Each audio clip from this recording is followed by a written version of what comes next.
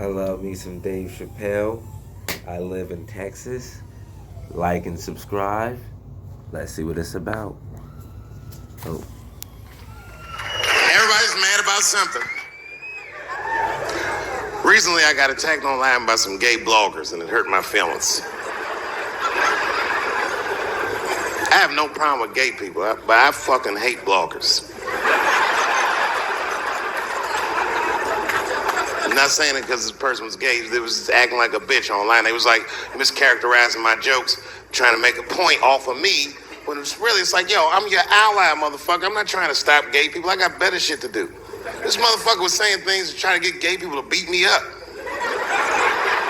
Seriously, he was like, Dave Chappelle's jokes. I don't know how he actually talks. I'm just making his voice up.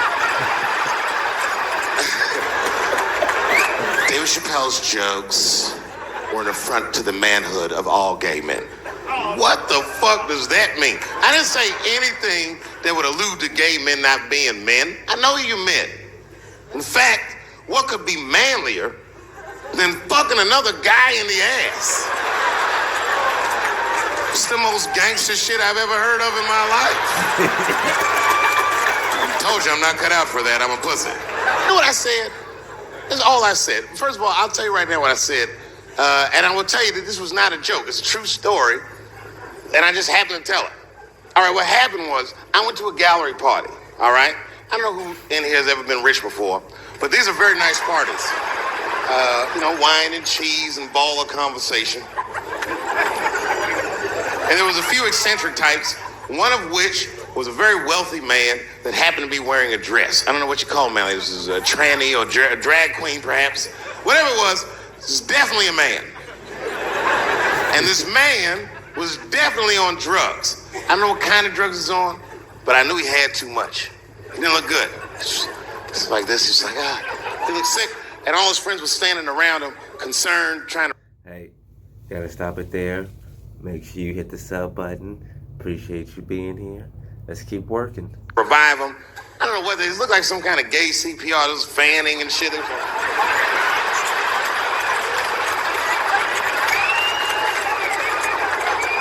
I saw all this from a distance. Now, I should have minded my own business, but I got curious. I was like... And I went over there. All I said, excuse me, gentlemen, is he okay? And then they looked at me like I was evil. She is fine. I'm sorry, I didn't know this is what we were doing. Here's my thing. I would support anybody's right to be whoever they feel like they are inside. I'm your ally in that. However, my question is, to what degree do I have to participate in your self-image?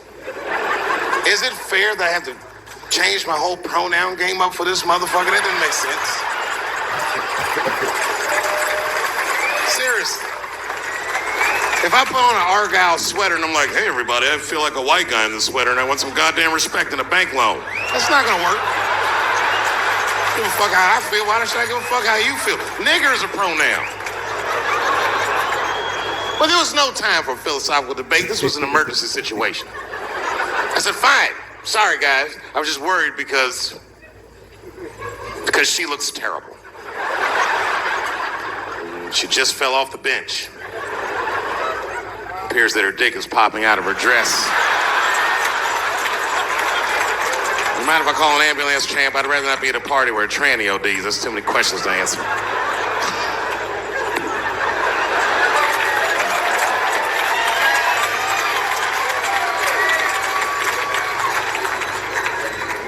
Okay, I've been through this before.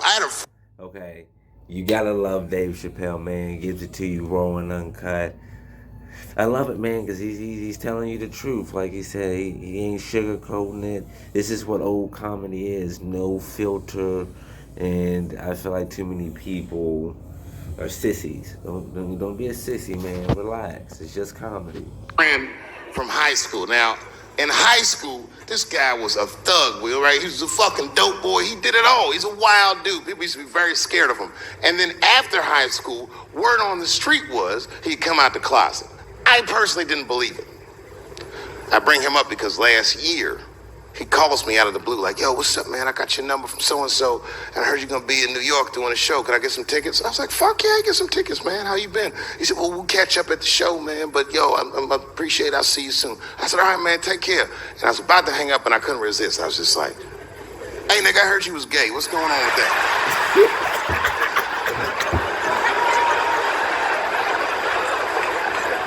And I wish I didn't ask. Because he sounded like he was dying to talk about that shit. And he had a long story about it. And it's not that I didn't care, but I was, I don't like talking on the phone. I was watching TV at the same time. So I just wasn't really paying attention like I should. But I was trying to sound supportive, but I didn't really know what to say. So I just like mumbling shit throughout this conversation. I just be like, nigga, you gay, man. You just gay. This went on for a while, and then finally I had to say something like definitive to get him off the phone. And I was like, hey, man, you know what? Don't let people get you down, all right? And the next time someone tries to make you feel bad about yourself, just remember, everybody fucks funny to somebody.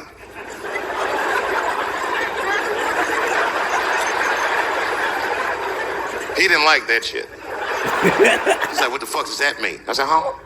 He said, you saying I fuck funny, motherfucker? I said, no, that's not what I'm saying. I'm saying everybody's different. He said, you ain't say different, nigga. You say it funny. What's so fucking funny about the way I fuck? And I said, hey, man, I fuck feet.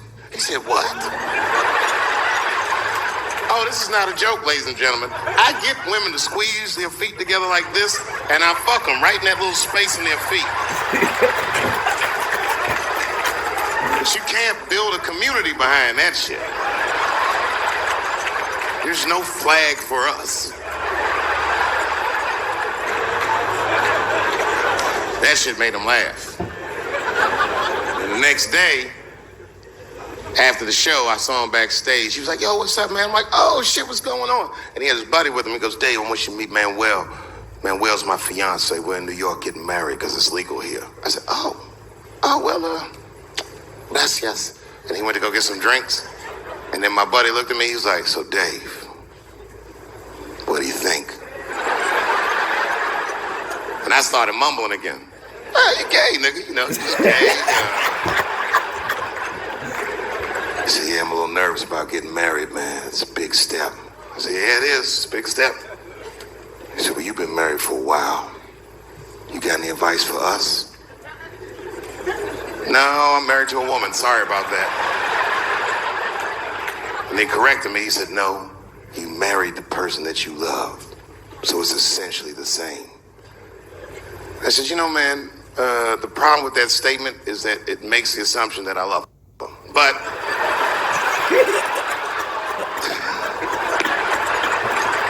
you guys lighten the fuck up. Of course I love my wife. She laughs at this shit. As a matter of fact, she eats and spends this shit. You know what I told him? I told him, I said, you know what you should do, man? First of all, you shouldn't do it. I'm talking about being legally married. It's not that you're gay as much as just legal marriage is a fucking diabolical leverage game in the United States. I'm just being honest. Devoid of religious significance or the idea of love, marriage is nothing but an awful contract that you shouldn't sign. I'm just being real. Because you start out loving each other, and then like 2 years later, you're just building a case against one another for a hypothetical court date that may or may not ever happen. You throw being gay on top of that, that shit is explosive. Like said Ray Rice shit. Okay, right after Ray Rice went through all that shit, I was at a party and I met this kid, Michael Sams. You know Michael Sams? Very nice guy. He's the first openly gay NFL player. And Mike's a very nice guy, a very brave guy. But when I met him, I couldn't help but thinking, his wife up in the elevator. Is that domestic violence or is that just two niggas working shit out in the elevator? You know what I mean?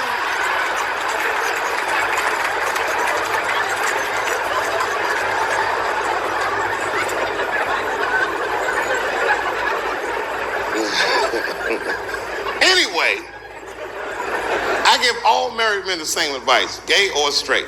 Get a dog.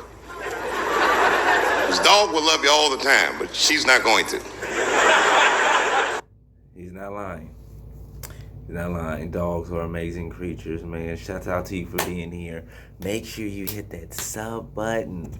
Come on, man. Help me get to 1K. It's real talk. I didn't even know about dogs, and my kids got the dog. They brought him home from the shelter, and I didn't even want him. They're like, "Can we keep him?" I said, "Nope." I said, "Where'd you even get this dog?" They're like, "We got him from the shelter." I was like, "Ugh." Probably something wrong with him. Can't keep him. And then my kids started crying and screaming like the dog had gambling debts. "Please, Dad, if you don't let us keep him, they're gonna kill him." I was like, "Oh." All right, you can keep him. And this dog was a menace. I hated his guts. Then one night I smoked a bunch of weed and I was eating a sandwich. And Baba came over. Baba's the dog. He came over and was staring at me. This will make you very uncomfortable if he's just looking at you.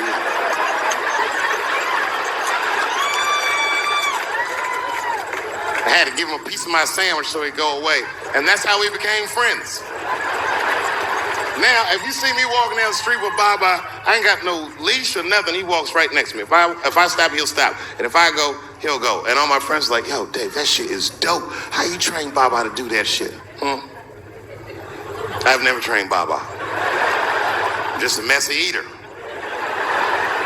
If I drop food and Baba's not around, all I gotta do is call him. "Baba!" He's a black dude's dog, so he doesn't come right away. He peeks first to see what's going on.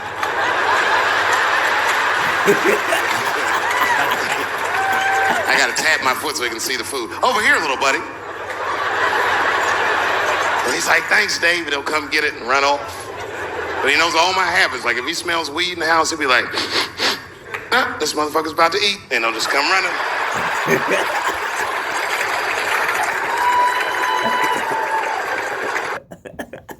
Shouts out to you for being here, man. I appreciate you watching. More reactions coming. Like and subscribe to the next one. Be safe.